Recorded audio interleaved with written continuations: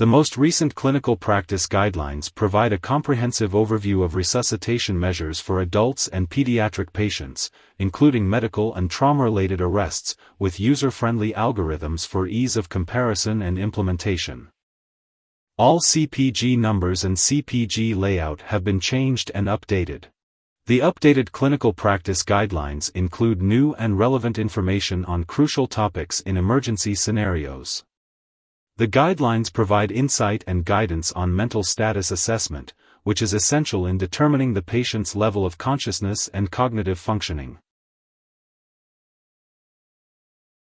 The guidelines also highlight the importance of effective post-cardiac arrest care, including strategies for monitoring and managing the patient's condition after resuscitation.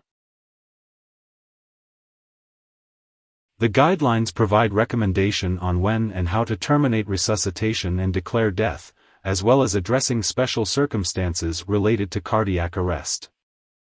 The highlights for the cardiac arrest in special circumstances are the cases of hyperkalemia, hypothermia, and measures to be taken in the event of CPR-induced consciousness.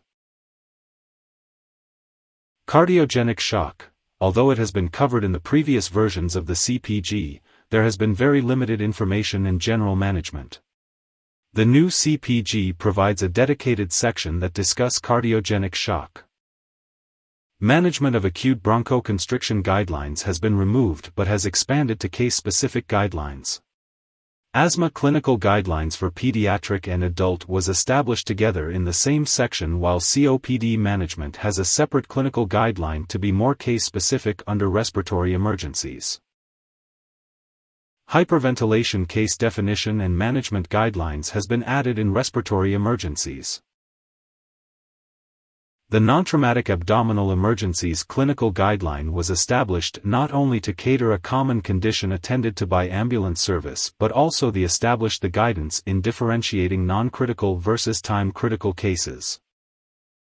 Alcohol intoxication clinical guideline has been created under toxicology and toxinology. This clinical guideline has defined mild, moderate, severe alcohol intoxication, and alcohol poisoning signs and symptoms.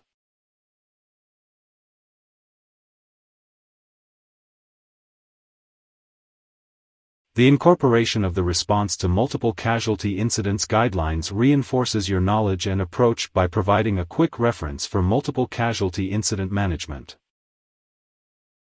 The guidelines also provide updated guidance on patient refusal of treatment or transport. Hazmat incidents update has been added, ensuring the safety of both the patient and healthcare provider in hazardous situations. Pralidoxime and atropine administration guidelines has been added, see the algorithm for familiarization. The criteria for starting and terminating resuscitation have been refined, with the inclusion of a valid "do not resuscitate" order. Here is a sample of a DNR document from Hamad Medical Corporation. Inspect the elements necessary to affirm that the DNR is valid. Check the validity date, the signature of the patient or medical proxy, and the physician's signature.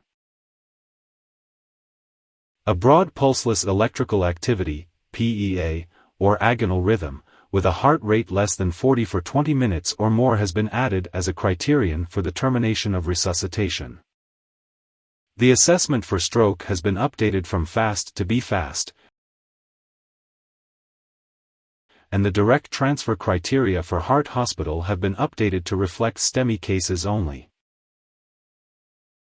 The age limit for rapid sequence induction, RSI, has been standardized for both medical and trauma cases, which is 8 years old and above only. New options for the management of STEMI have been added, including the use of glyceryl trinitrate infusion. The maintenance of sedation post-RSI has been expanded with the addition of fentanyl and ketamine infusion, and the dosing of rocuronium has been reduced to maintain paralysis.